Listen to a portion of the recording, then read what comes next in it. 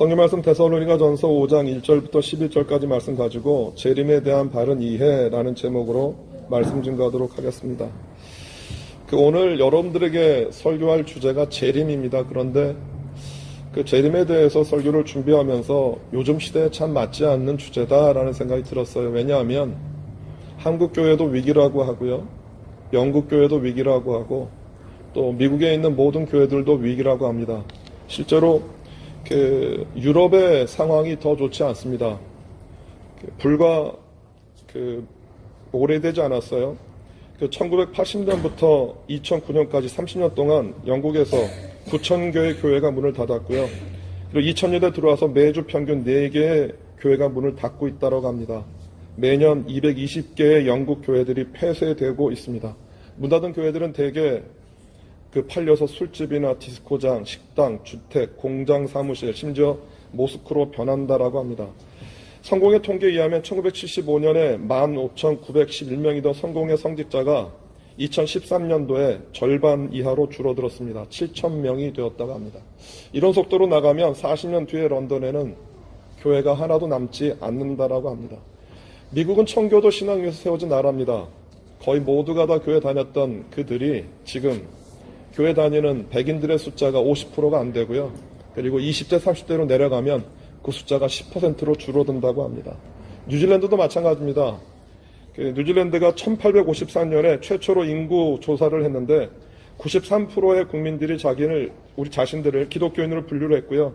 정기적으로 출석하는 교인들은 30%였었어요. 그런데 얼마 전 최근에 2013년 실시한 인구조사에 의하면 기독교와 관련 지은 뉴질랜드 국민의 인구는 48%, 거진 반으로 줄었고요. 그리고 정기적으로 교회에 다니고 출석하는 뉴질랜드 국민들은 10%도 안 된다고 합니다. 어떻게 보면 그리스도인이 되었다라고 하는 사실 자체가 점점 희귀해지는 세상에서, 그것도 예수님이 다시 오시는 재림을 준비한다라고 하는 이 주제가 어떻게 보면 생뚱맞아 보여요. 그런데 제가 설교를 준비하면서 묘한 역설을 하나 발견했어요. 그건 뭐냐 하면, 교회가 줄어드는 이유 가운데 한 가지는 오늘 우리들의 현대 교회 다니고 있는 모든 그리스도인들에게 재림에 대한 신앙, 재림에 대한 이해, 재림에 대한 바른 기대함이 없어졌기 때문이 아닌가라는 생각이 들었어요. 그래서 오늘 말씀이 다시 한번 우리가 어떻게 주님의 재림을 준비하는 것뿐만이 아니라 어떻게 이 땅에서 바르게 믿음 생활을 해야 되는지에 대해서 또 여러분들에게 도전을 드리는 말씀이 되어지길 원합니다. 재림에 대한 이해입니다. 첫 번째로 학자에 따라서 많은 차이는 있는데, 예수님이 구약 성경에 예수님이 이 땅에 다시 오신다라고 하는 예언이 192개에서 332개에 이릅니다. 저는 언제 한번 예수님이 어느 정도나 이렇게 구약 성경에 예언되어 있는 말씀이 있을까 해서 제가 성경을 쭉 하루는 날을 잡아서 쭉 한번 성경을 훑어봤어요. 그랬는데 제 눈에 띈 건 한 65개 정도 됐었어요. 그래서 성경을 고른 적이 한 번 있었는데, 아주 세세하게 예수 그리스도가 메시아로 이 땅에 오신다라는 예언을 했던 구약 성경은 전부 이루어졌습니다. 그런데 정말 놀라운 것 가운데 한 가지는 뭐냐면, 사실 신약 성경, 구약 성경의 3분의 1의 볼륨밖에 되지 않거든요. 그런데 작은 사이즈의 신약 성경 안에 예수님이 다시 오신다라고 하는 기록이 300회입니다. 그리고 바울 서신에만 예수님이 다시 오신다라고 하는 기록이 50회 등장을 합니다. 여러분, 이것은 무엇을 의미하는 거냐 하면, 구약 성경에 예언되었던 예수님이 다시 오시는 것처럼 이 땅에 오셨던 예수님이 다시 우리가 기대했던 대로 오신다라고 하는 사건입니다. 그런데 사람들이 예수님이 오셨던 첫 번째 사건과 두 번째 재림을 대하는 자세는 약간 다릅니다. 왜냐하면 구약 성경에 나타나 있는 예수님 메시아가 오신다라는 예언은 우리에게 기쁜 소식입니다. 왜냐하면 우리를 구원하시기 위한 하나님의 계획이었고, 우리를 죄에서 해방시키기 위한 하나님의 계획이었기 때문에 예수님이 오신다라는 소식은 기쁜 소식이에요. 그래서 우리가 복음을 굿뉴스라고 우리가 그렇게 부르지 않아요? 굿뉴스예요. 그런데 예수님의 재림은 약간 뉘앙스가 다릅니다. 첫 번째 오셨던 예수님의 사건이 우리들을 구원시키기 위해서 오셨다라고 하는 기쁨의 소식이라고 하면, 예수님이 다시 오신다라고 하는 두 번째 재림은 심판입니다. 무언가 내가 살았던 삶을 정리하고 심판받는다라고 하는 그런 개념에, 그래서 재림을 우리가 생각할 때 예수님이 이 땅에 다시 오십니다. 모든 그리스도인들이 겉으로는 모두 환영하고 우리가 찬양도 하고 우리가 오늘 찬양했던 것처럼 기뻐하면서 노래도 하지만 한편 속으로 생각하면 예수님이 다시 오는 것들에 대해서 막연한 불안감을 느낍니다. 왜냐하면 어떻게 생각하냐면 내가 예수님을 맞이할 준비가 되어지지 않았기 때문이라고 생각을 해요. 이런 생각들을 우리만 하는 게 아니라 초대교회에서 오늘 사도 바울이 그 서신을 썼던 데살로니가 교회에도 아주 분명하게 그런 그 생각들이 있었어요. 특별히 그 신약성경 가운데서 데살로니가 전후서 그리고 마태복음 24장 그리고 마가복음 15장은 그 장 전체가 재림에 관한 이야기예요. 그래서 특별히 그 데살로니가 교회에 그 사도 바울이 그 편지를 하면서 재림을 언급한 이유는 뭐냐 하면 데살로니가 교회 교인들이 굉장히 성실하고 굉장히 좋았어요. 그래서 그 당시 일어났던 박해를 피해서 성도들이 데살로니가에 많이 모였는데 왜냐하면 데살로니가 그 당시 굉장히 중요한 거점 도시였기 때문에 많은 사람들이 오갔습니다. 그런데 그 오는 핍박을 피해서 왔었던 그리스도인들을 정말 잘 대해줬어요. 먹을 것도 주었고 숙소도 제공하고 그래서 데살로니가 교회는 그 당시 초대교회에 있는 많은 교회들 가운데 칭찬 듣는 교회였습니다. 그래서 사도 바울이 데살로니가 전서를 시작하면서 너희들의 믿음과 행실과 너희들이 보여주었던 그런 신앙의 태도들을 내가 칭찬한다, 격려한다라고 얘기를 해요. 그런데 데살로니가 교회에 문제가 있었던 것은 어떤 것이었었느냐 하면 재림에 관한 오해였었어요. 데살로니가 교회 교인들은 그 당시의 상황, 그러니까 기원 후 45년경 정도가 됐었는데 기원 후 45년경에 그 예루살렘에 팔레스타인 지방에 대비근이 들었습니다. 비가 오지 않아서 농작물을 짓지 못하는 것이 1, 2년이 넘어서 몇 년간 지속이 되어서 예루살렘에 사는 교회 교인들이 굉장히 어려워졌어요. 그래서 바울이 그 예루살렘 교회를 돕고자 그 성경금 모아서 가져다 주기도 하지 않았었어요. 그런 대핍박이 일어났고요. 그리고 그 로마의 어떤 상황이었었는데 그 당시 그 로마의 황제 칼리큘라가 죽기 전에 자기의 형상을 그 신격화시켰어요. 그래서 자기의 흉상을 예루살렘 성전 안에 가지고 갖다 놓은 거예요. 그래서 이것이 예루살렘에 큰 소동이 되어서 대폭동이 일어났고요. 뒤이어서 왕이 되었었던 그 글라디오스 그 황제 역시 비슷한 일을 하려고 하는데 유대인들이 껄끄러웠어요. 물론 로마에서 유대인들, 기독교 유대인들과 그리고 이방인 유대 기독교인들 사이에 논쟁이 벌어지고 또 다툼이 일어나서 겉으로 보면 이런 문제 때문에 유대인들을 추방했다라고는 하지만 그 글라우디오 황제 입장에서 보면 또 내가 황제로서 신격화하는 것을 유대인들이 반대할 것 같아서 유대인들을 로마에서 추방하는 명령까지 내려요. 그리고 또 사도 바울이 데살로니가 전서를 보내고 난 다음에 실제로 데살로니가 교회 그 근처에서 핍박이 일어나서 데살로니가 교인들이 죽는 거예요. 그러니까 데살로니가 교회 사람들은 어떻게 이것을 이해를 했느냐 하면 예수님께서 말씀하셨어요. 마태복음 24장 7절에 보면 이렇게 기록되어 있어요. 민족이 다른 민족과 싸우기 위해 일어나고 나라가 다른 나라와 싸우기 위해 일어날 것이다. 여러 곳에서 기근과 지진이 있을 것이다. 이 말씀을 빗대어서 어떻게 생각했느냐 하면 지금 우리가 살고 있는 이 시대가 예수님께서 말씀하셨던 마지막 때 아니야 라고 생각을 한 거야. 그러면서 지금 만약에 우리가 살고 있는 마지막 지금 이 시대가 예수님이 오시기 바로 직전의 시대라고 하면 우리가 뭘 해야 되지? 뭐 어떻게 해야 되지라고 생각을 하니까 조급해지기 시작했어요. 그래서 가지고 있는 재산을 공동체에다 다 헌금을 하고요. 이 사람들이 그 일반 생활로 돌아간 게 아니라 같이 모여서 그냥 매일같이 예배를 드린 거예요. 그러니까 뭐가 무너졌느냐 하면 데살로니가 교회 교인들의 믿음과 신앙은 참 좋았는데 그들의 일반 생활을 하지 않고 그 신비적인 예수님이 오시는 그 재림을 극단적으로 그 추종하는 그 것 가운데 빠졌어요. 그래서 사도 바울이 데살로니가 전서 후서를 통해서 그게 아니야. 예수님이 우리에게 오시는 것은 맞지만 우리가 그 예수님의 오심을 이렇게 극단적으로 준비하는 게 아니라 우리 생활 가운데에서 거룩함과 성실함으로 해야 돼라는 것이 데살로니가 전서 후서의 내용이에요. 그런데 우리가 그 이런 재림에 대한 그 논란 가운데 있을 때 빠지지 않고 등장하는 게 뭐냐 하면 그러면 예수님이 언제 오시냐라고 하는 것이에요. 그 시기와 때의 문제인 거예요. 예수님이 언제 오셔? 예수님이 언제 오셔? 왜냐하면 예수님이 오신다라고 하는 그 말씀을 마태복음 26장 36절에 보면 이렇게 얘기를 해요. 그날과 그때는 아무도 모른다. 심지어 하늘의 천사와 아들까지도 모르고 오직 아버지께서만 아신다. 오늘 본문 데살로니가전서 5장 1절 2절에서는 형제 여러분 정확한 때와 시간에 대해서는 말할 수 없습니다. 왜냐하면 주님이 오시는 그날은 한밤중에 도적같이 임할 것이기 때문입니다. 라고 말을 했어요. 그러니까 초대 그 기독교의 사회에서 그리고 지금까지 이어졌던 2000년 동안 기독교인들, 카톨릭을 포함한 모든 기독교인들 사이에 불문율은 뭐냐 하면 예수님이 이 땅에 다시 오시기는 오셔. 그런데 그 시기와 그때는 몰라. 이것이 정답이야.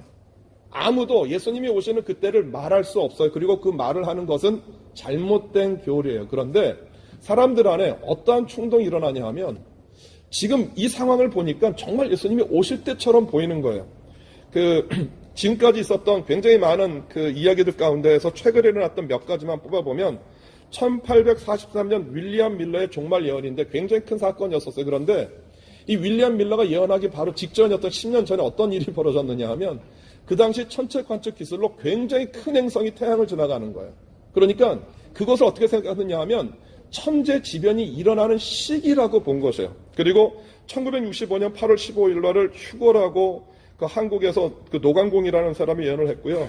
73년 11월 10일에 휴거된다라고 구윤혜 씨가 예언을 했고요. 그리고 1974년에 여호와의 증인 창시자였던 러셀이 재림을 예언했고요. 아마 여러분들 기억하실 거예요. 92년도에 다미성교회 이장님 씨가 예수님 다시 오신다라고 때를 정했어요. 뭐 한국에서도 그랬고 호주에서도 굉장히 큰 사건이 벌어졌어요. 그래서 굉장히 큰 논란이 있었는데 오지 않았죠. 그리고 최근에는 2011년 5월 21일 날 예수님의 재림을 예언한 헤럴드 캠핑 등 굉장히 많은 사람들이 예수님이 오신다라고 했는데 오시지 않았어요.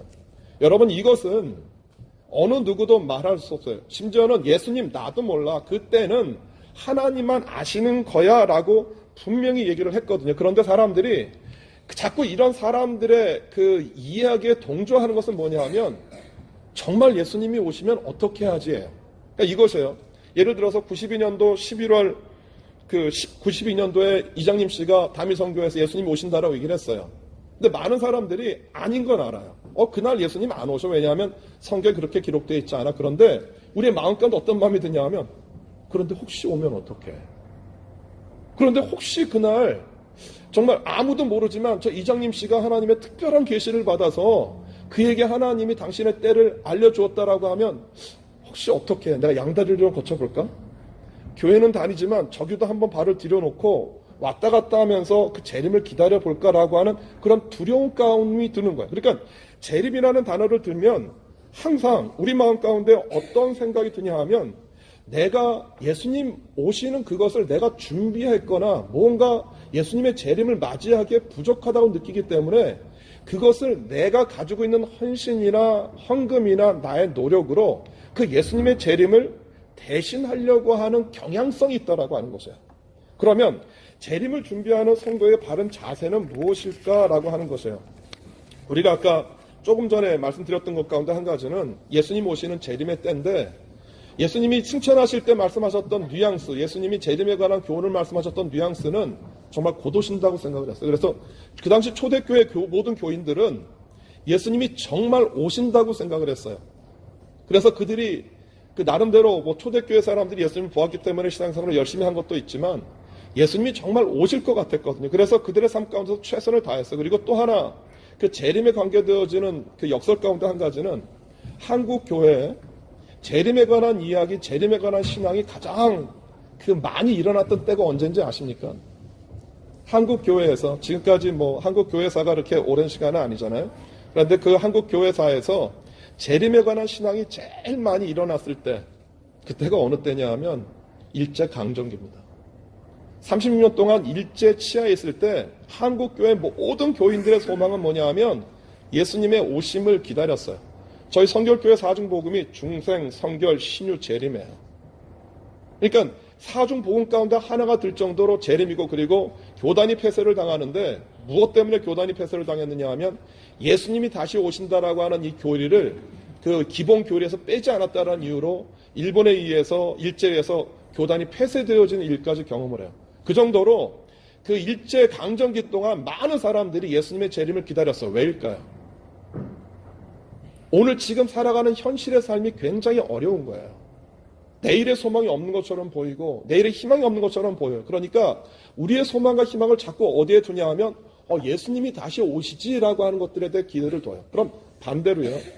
예수님에 대한 재림, 예수님이 다시 오신다라는 것들이 희미해지는 때는 어느 때일까요? 왜 21세기 들어서 예수님이 이 땅에 다시 오신다라고 하는 그 이야기들, 재림에 관한 이야기가 점점 우리들 사이에서 사라질까요? 왜냐하면 우리가 사는 지금 이 세상이 살만해진 거예요. 굳이 예수님이 다시 오시지 않아도 우리가 사는데 별 문제가 없다고 생각하는 거예요. 그러니까 재림이라고 하는 그 교리는요, 재림이라는 단어는 무엇과 굉장히 연결되어 있느냐 하면 오늘 지금 나에게 주어진 그 현실과 굉장히 맞닿아 있어요. 그 예수님께서 그 오시는 재림에 관한 굉장히 중요한 단서는 마태복음 24장 14절에 이런 단서가 있어요. 이 하늘나라의 복음이 온 세상에 전파될 것이며 모든 나라에 증거될 것이다. 그때서야 세상의 끝이 올 것이다. 그러니까 예수님께서 종말의 때를 언급하신 단어 가운데 그 문장 가운데 가장 그 기초가 되는 단서는 뭐냐면 땅끝까지 복음이 전파되어지면 예수님이 다시 오실 거야 라는 것에 주목을 한 거예요. 사람들이 어디에 주목을 했느냐 하면 그 땅끝이 어디야 라고 본 거예요.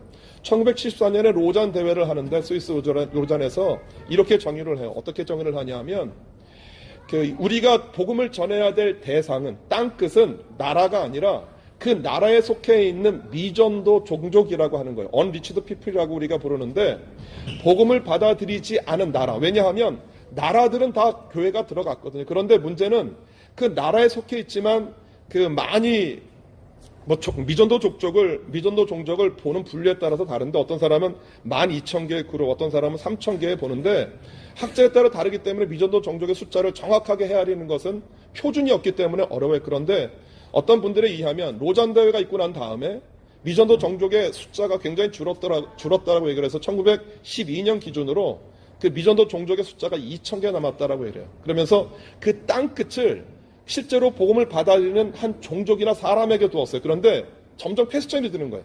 이게 정말 땅끝일까? 땅끝이라고 하는 개념이 사람일까? 나라일까라고 생각이 드는 거예요. 그러면서 어떤 생각이 또 다시 드냐 하면 땅끝이라고 하는 것을 이렇게도 이해를 한 거예요.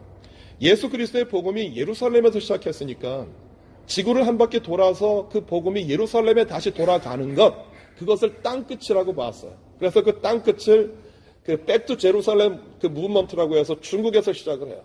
그것이 요즘 또 시대에서 바라보는 땅끝이에요. 여러분, 예수님이 언제, 어느 때 예수님께서 자꾸 그 시기를 늦추시는 이유가 무엇일까요? 아직 땅끝까지 그 복음이 전파되지 않았기 때문일까요? 저는 우리들이 보통 이해하고 있는 그런 접근에서 오늘 좀 다른 접근을 여러분들에게 제시를 하려고 그래요. 예수님께서 이 땅에 다시 오시는 그때는 사실 중요하지 않아요. 복음이 땅끝까지 전파되어진다라고 하는 예수님께서 분명히 명시적으로 분명하게 말씀하셨지만 그것도 중요하지 않아요. 정말 중요한 것은 뭐냐 하면 오늘 제가 여러분들이 드리는 도전은 예수님이 이 땅에 오셨던 이유예요. 예수님이 이 땅에 왜 오셨느냐라고 하는 거예요. 여러분 보세요. 예수님이 이 땅에 오셨던 이유를 모르는데 예수님이 이 땅에 다시 오신다라고 하는 재림의 의미를 알 수 있겠습니까? 우리들이 알아요. 예수님께서 우리를 구원하시기 위해서 이 땅에 오셨어요. 예수님께서 우리를 구원하시기 위해서 십자가를 지시고 죽으셨어요. 이것은 우리가 알고 있는 교리예요. 그런데 하나님이 왜 그렇게 하셨느냐라는 거예요. 당신이 지셔야 되는 십자가가 어떤 고통인지도 아는데 왜 예수님께서 그 일을 감당하셨느냐라고 하는 거예요. 여러분 그 이유를 아십니까? 하나님이 예수님이 이 땅에 보내셨던 하나님의 마음을 아십니까? 예수님이 자기가 져야 되는 십자가의 고통이 무엇인지 알매도 불구하고 그 십자가를 끝까지 지셨던 예수님의 마음이 무엇인지 아십니까? 만약에 그 마음을 모른다라고 하면 어쩌면 예수님의 재림을 기다리는 우리는 영영 그 핵심의 본질을 놓칠 수도 있어요. 예수님이 이 땅에 오신다라고 하는 이 땅에 오셨던 이유가 무엇일까? 저는 성경에 너무나 명확하게 명시되어 있기 때문에 예수님이 이 땅에 오신 이유는 단 한 가지예요. 하나님이 이 세상을 사랑하셔서 독생자를 주셨어요. 주신 이유는 이 세상에 있는 모든 사람들이 멸망치 않고 구원을 얻기 위함이라고 요한복음 3장 16절에 분명하고 정확하게 이야기를 해요. 하나님 우리들에게 얘기를 해요. 이 세상을 사랑하시고 이 세상을 구원하시기 위해서 예수님 이 땅에 보내셨다라는 것이에요. 여러분, 그것이 하나님의 마음이에요. 근데 그 하나님의 마음을 여러분 아십니까? 헬라어에서 안다라는 말은 기노스코라고 하는 말이에요. 안다라는 말이 대략 3가지 정도 있는데 그 가운데에서 성경에 기록되어 있는 안다라는 말은 기노스코. 이것은 뭐냐면 주관적으로, 경험적으로, 체험적으로 안다라는 의미예요. 구약 성경에서 히브리어에도 야다라고 하는데 그 야다의 의미도 똑같이 아는 거예요. 그래서 이 기노스코와 야다라고 하는 의미가 부부 사이에 사용되어지면 성관계를 의미를 해요. 그만큼 내 아내와 남편을 안다라고 하는 의미예요. 여러분, 우리가 하나님이 이 세상을 사랑하셨다라고 하는 그 개념을 우리 머리로 이해하면 죄송합니다. 여러분 정말 모르십니다.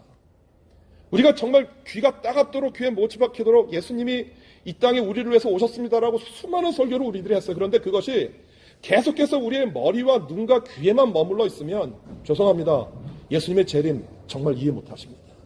그리고 그 의미가 무엇인지 알 수 없고 재림이라고 하는 그 의미가 우리 안에 보이지 않습니다.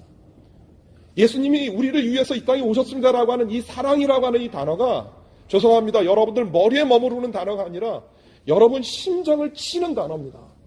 우리 지난 수요일 날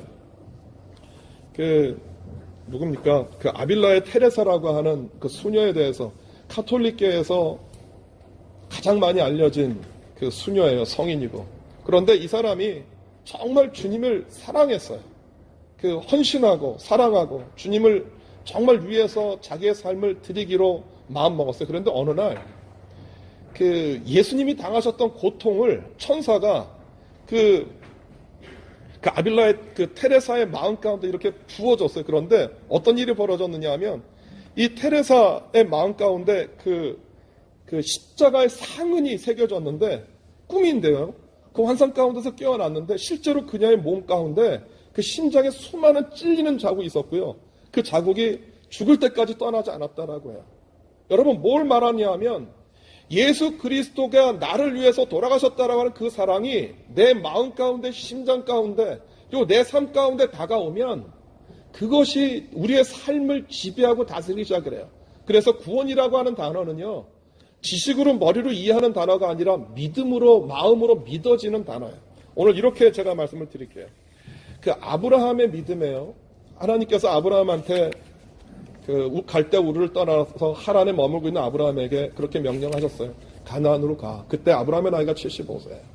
그러면서 무슨 약속을 하셨느냐 하면 내가 너를 가나안으로 가게 하라고 중요한 이유 가운데 한 가지는 네가 가나안에 가게 되면 너는 믿음의 조상이 될 거야. 그러니까 하나님은 약속을 한 가지 하셨어요. 뭐냐 하면 아브라함이 앞으로 믿음의 조상이 될 거라고 하는 약속이에요. 그래서 아브라함은 가나안 땅에 정착하고 또 시간이 지나고 세월이 지나면서 무엇을 기대를 했느냐 하면 내가 믿음의 조상이 된다라고 하는 그 약속을 기대를 한 거예요. 그러니까 자꾸 아브라함이 뭘 바라봤느냐 하면 내 몸에서 태어날 아이가 나를 믿음의 조상으로 만드는 사람인 줄 알았어요. 그래서 아브라함의 관심은 네가 많은 민족의 조상이 된다라고 하는 그 약속을 이루기 위해서 내 몸에서 태어날 아이라고 본 거예요. 그러니까 아브라함의 모든 관심과 아브라함의 모든 기대가 누구에게 쏠려 있는 거냐면 내 아들을 통해서 태어날 자식이에요. 근데 그 자식이 안 태어나잖아요. 기적적으로 25년이 지난 다음에 태어났어요. 그런데 그 이삭이 그 청소년이 되었을 때 갑자기 하나님이 아브라함에게 그 이삭을 드리라는 거예요. 여러분 이런 이율배반적인 하나님이 어디 있어요? 나를 지금까지 그 몇 년입니까? 한 3, 40년 동안 가나안 땅에서 훈련하고 연단하면서 이제 그 이삭이라는 그 내 아들을 통해서 모든 민족의 아비가 되겠다고 약속하셨던 하나님의 약속이 분명히 있는데 그 약속의 아들인 이 아들을 드리라는 거예요. 제사라는 거예요. 여러분 이것이 아브라함에게 정말 어려운 숙제였었어요. 그러면 내 후손과 내 믿음은 어떻게 되는 것이지?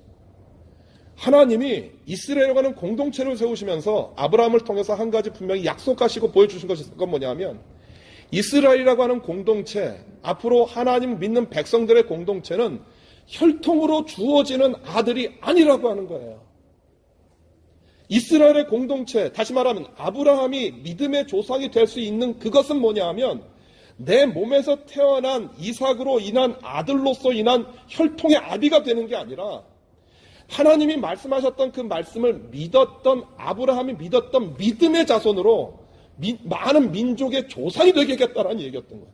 그래서 아브라함이 이것을 깨닫기에 40년 걸렸어요. 아브라함은 그렇게 생각한 거예요. 내 혈통적인 후손을 봤는데 하나님의 관심은 전혀 그렇지 않았어요. 그 혈통이 아니라 믿음이었던 것이에요. 여러분, 구원이라는 것도 똑같이 열리는 것이에요.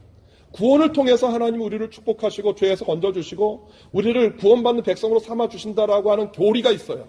그런데 이것을 교리가 아니고요, 그 예수님이 이 땅에 나를 위해서 오셨다라고 하는 그 사실이 내 안에서 믿음으로 받아들여져요. 그것이 믿어지는 거예요. 믿음으로 열리는 하나님의 마음이 내 안에 보이면 우리가 무엇을 준비하기 시작하냐 하면 주님이 다시 오시는 그때를 기다리기 시작해요. 그 주님의 마음으로 믿어지면, 죄송합니다, 주님이 언제 오시는지는 전혀 중요하지 않아요. 땅끝까지 복음이 전파되어져서 많은 미전도 종족이 주님 앞에 나오는 것 중요하고 소중한 일인데 그것이 중요하지 않아요. 오늘 그 하나님의 마음을 알았기 때문에 그 약속을 믿었던 내 마음까지 다가왔던 그 하나님의 말씀, 약속의 말씀이 내 안에 부어져서 오늘 내가 해야 되는 일들과 가야 되는 길들과 오늘 내가 무엇을 금해야 되는지가 보이기 시작하는 거죠. 이것이 종말이에요. 이것이 재림이에요. 이것이 주님의 재림을 기다리는 성도의 자세인 거예요. 그래서 주님을 사랑하지 않으면, 주님이 나와 함께 동행한다라고 하지 않으면 이것을 이루어내기가 어려워요. 그런데 우리가 주님께 나아가는 이 마음을 가로막는 가장 큰 장애물을 얼마 전에 1973년도에 조셉 찰튼 피어슨이 우주의 달걀이라고 하는 그 책에서 어떤 단어를 사용했어요. 그것이 뭐냐면 루프 브레인 채터예요.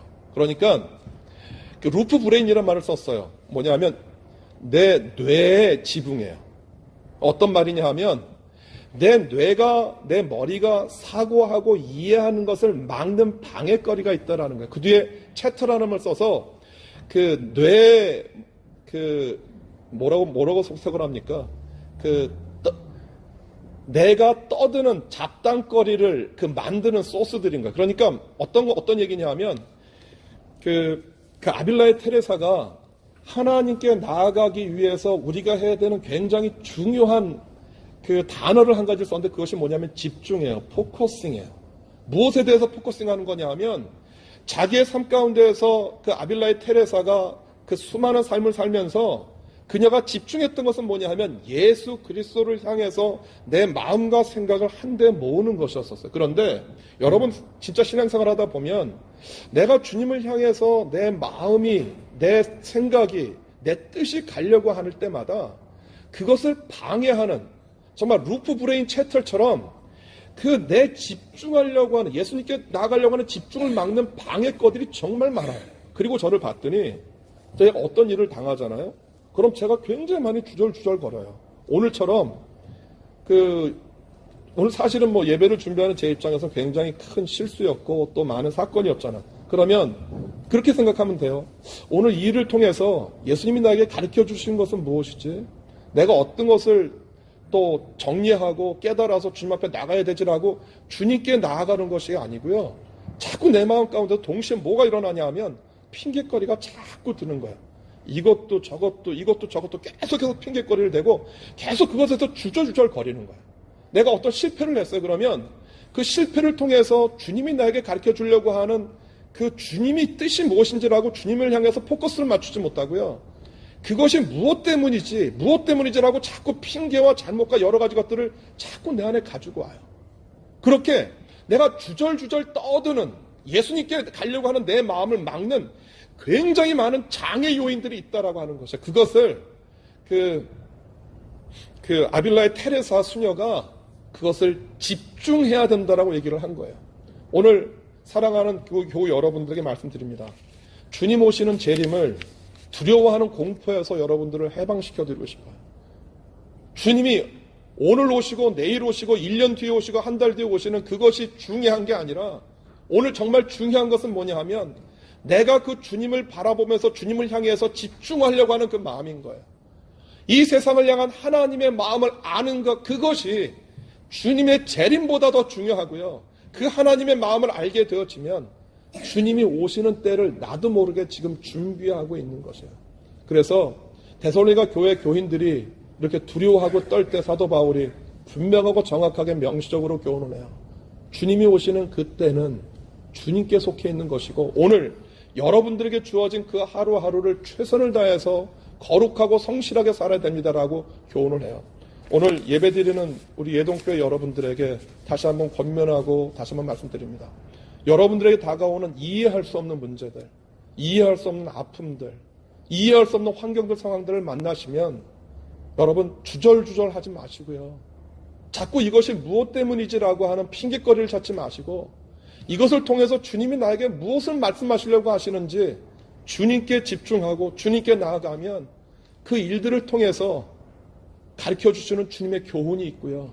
그 교훈을 받아서 사는 삶이 어떤 삶이냐 하면 주님이 오시는 재림을 준비하는 삶이 되고요. 그 삶이 이 세상 가운데서 주님을 나타내는 삶이 된다라고 하는 것이에요. 그런 주님의 은혜가 우리 모두 가운데 있기를 주님의 이름으로 소원합니다. 기도하겠습니다.